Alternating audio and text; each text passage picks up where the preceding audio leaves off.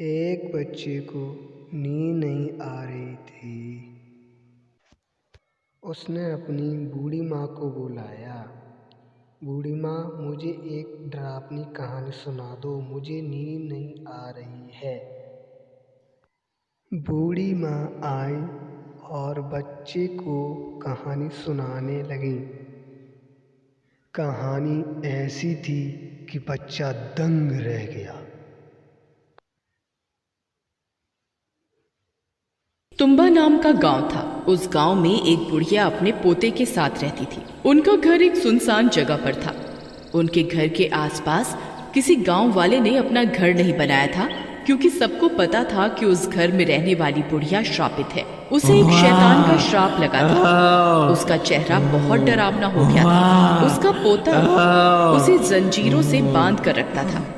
उसके चेहरे में दो बड़ी बड़ी कीलें लगी हुई थी।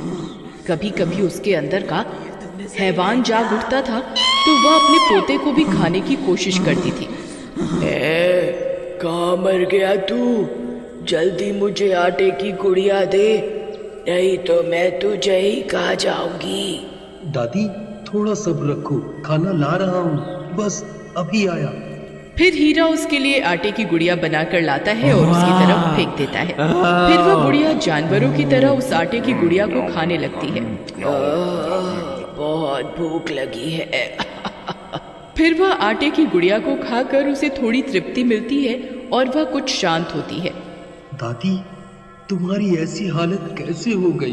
बेटा, मैं आज तुझे एक सच बताने जा रही हूँ।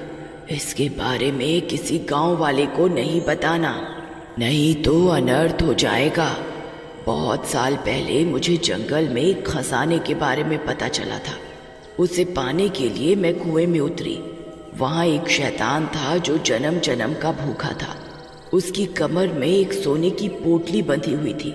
मैंने उसकी तरफ आटे की गुड़िया फेंकी तो वह उसे खाने में मगन हो गया। तभी मैंने उसकी सोने की पोटली को खंजर से काट दिया। उसमें से सोने के सिक्के गिरे।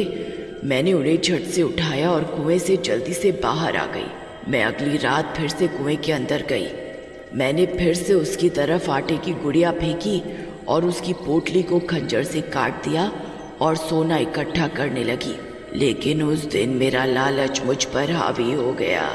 मैं ज्यादा सोने के सिक्के इकट्ठे करने में लग गई। तब तक वह शैतान आटे की गुड़िया खा चुका था। अब मेरे पास उसकी भूख मिटाने के लिए कुछ नहीं था।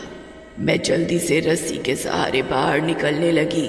तभी उसने मेरी टांग पर काट लिया और मैं भी श्रापित हो गई। उस दिन के बाद से मेरी ऐसी हालत हो गई है।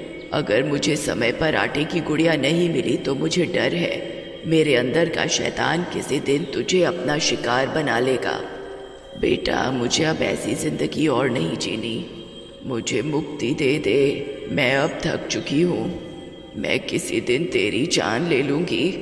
मुझ पर एक कृपा कर, मुझे अब मुक्ति दिलवा दे बेटा।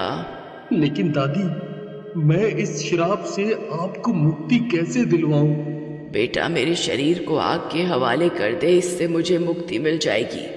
लेकिन तू कभी खजाने के लालच में उस कुएं की तरफ मत जाना।